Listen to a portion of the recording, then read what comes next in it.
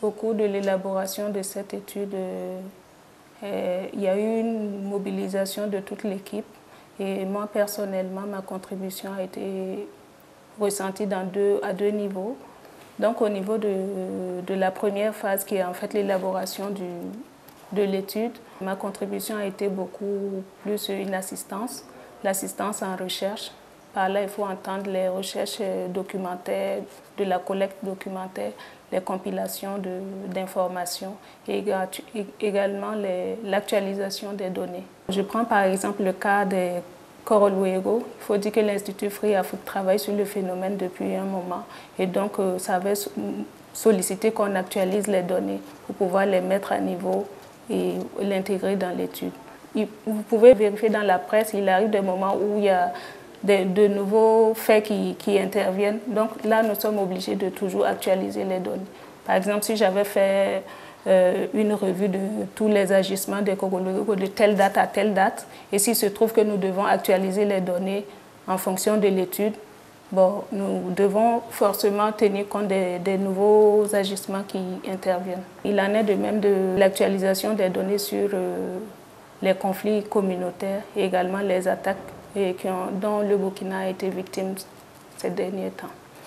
Donc, après cette phase-là, il y a une seconde phase qui consiste en l'organisation pratique de la diffusion de l'étude.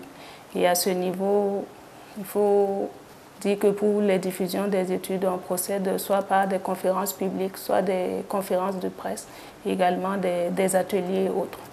Pour cette année, par exemple, nous avons organisé une conférence de presse, des conférences publiques et puis une nouvelle activité qui est une innovation. C'est en fait un déjeuner de travail que nous avons organisé à l'endroit du monde diplomatique. Et là, également pour ces genres d'activités, il y a plusieurs actions que nous menons. Il s'agit notamment de la rédaction des invitations.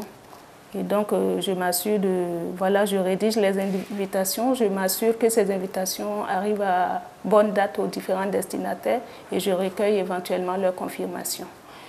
Également, lorsque nous organisons par exemple des activités hors de nos locaux, comme ça a été éventuellement le cas pour le déjeuner de travail, là, il faut également adresser des demandes de réservation de salles et tout. Également pour les conférences publiques que nous avons fait par exemple à l'université de Koudougou et de Ouaga. Là également, il faut faire des démarches pour pouvoir réserver les salles à l'avance et puis voilà, tout préparer avant que le jour n'arrive.